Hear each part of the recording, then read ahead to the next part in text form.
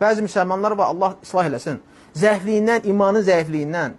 Görürsən, bir xeyir əhli görünür, uzaq düşür ki, yenə başım nəsiyyət eləyəcək, deyəcək, onu eləmə, bunu eləmə. Sənə görə deyir də, subhanallah. Yəni, adam var ki, nəsiyyət qapısını öz üzünə bağlayıb.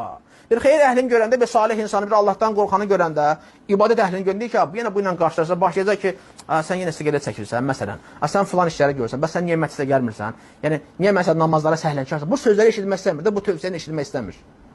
Necə yəni, bəzi insanlar var, nəsiyyət eşitmək istəmir, çox, vallahi, yəni, dəhşət bir haldır. Yəni, istəmir də buna kimsə nəsiyyət eləsin, bunda olan pis vərdişləri, bunda olan ayıbları buna söyləsin. Sənə deyir də, dalınca danışmır ki, düzəltməyə çalışır da. Ona görə Ömər ibn Xattab gör nə dedi? Siz bizə təqvanı nəsiyyət eləməsəniz, tövsiyə eləməsəniz, sizdə xeyir yoxdur. Biz qəbul eləməsək, bizdə xeyir yoxdur.